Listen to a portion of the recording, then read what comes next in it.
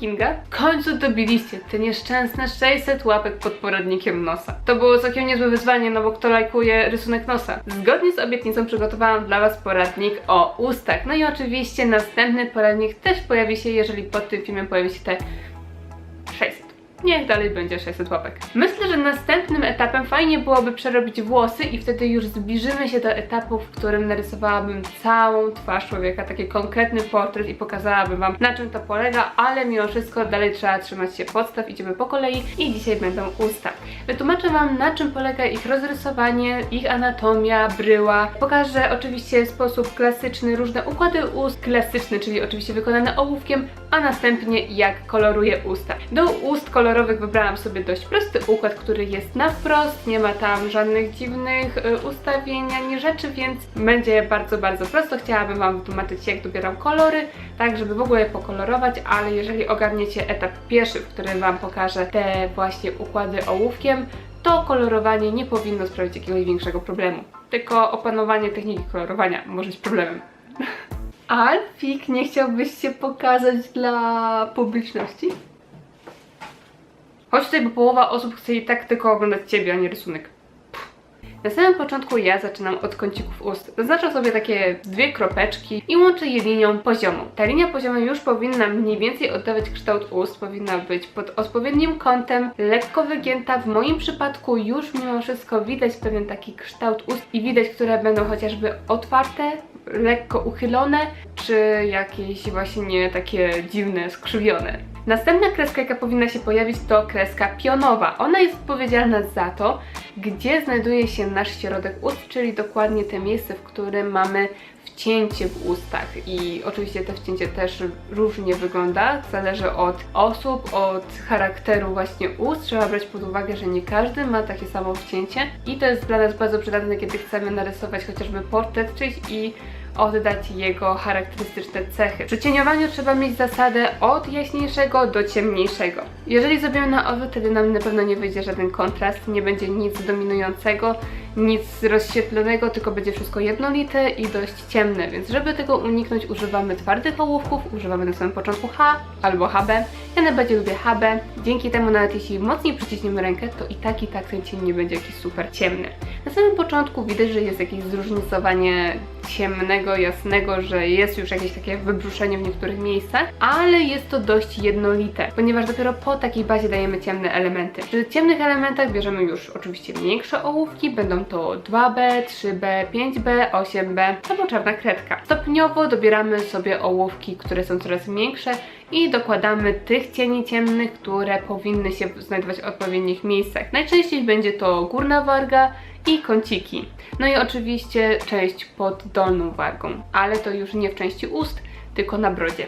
Rozświetlenia przy ołówku są dość proste. Można wziąć zwykłą gumkę, wymazać takie błyski. Żelowy długopis może nie wyglądać za dobrze przy ołówkach. Może za bardzo się odcinać, za bardzo wyglądać jak korektor, więc lepiej używać gumki niż długopisu. Długopis bardziej sprawdza się przy kredkach. Ok, skoro podstawę mamy już omówione i wiecie jak mniej więcej rozrysować usta, pamiętajcie jednak, że to nie są wszystkie wariacje i warto jednak ćwiczyć swoje usta. Ćwiczyć rysowanie ust przed lusterkiem, patrzeć na siebie pod różnym kątem i starać się je rozrysować w taki sposób, jak ja mniej więcej tutaj pokazałam na tych szkicach. A teraz przejdę do rysowania ust kredkami.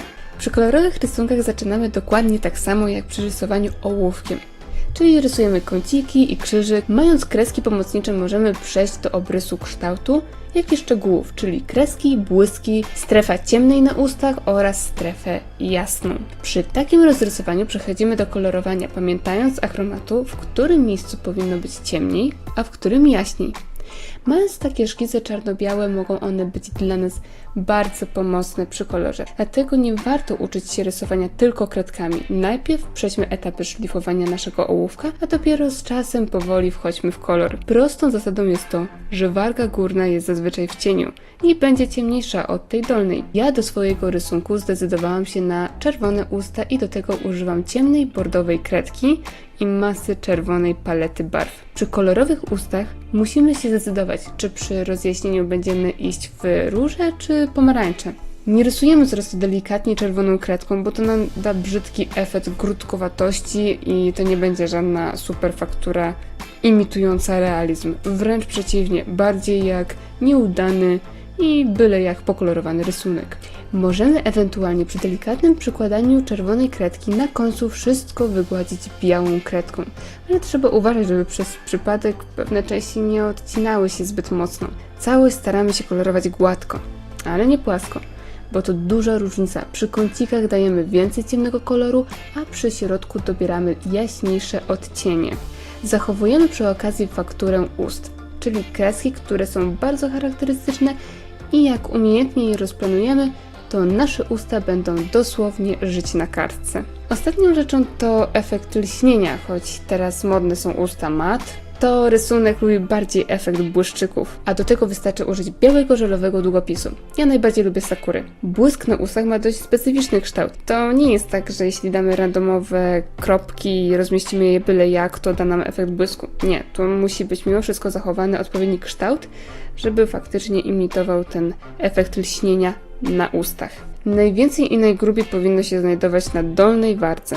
Jeśli w naszych ustach widać zęby, to wiadomo, że każdy chciałby mieć piękny, biały uśmiech i strach jest użyć jakiejkolwiek kredki, ale zostawiając białą plamę, no nie wygląda to zbyt realistycznie. Mimo wszystko musimy dać tam cień, ale ja rozumiem, że niektórzy obawiają się użyć jakiejś beżowej czy chociażby żółtej kredki. Może dać tam efekt takich brzydkich zębów, dlatego ja polecam szare kredki o ciepłej temperaturze.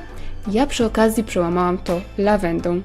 Dzięki za obejrzenie tego odcinka, mam nadzieję, że Wam się podobało. Jeżeli chcecie zobaczyć więcej poradników w moim wykonaniu, to oczywiście dajcie lajka i do zobaczenia. Pa! Musiałam go przekupić.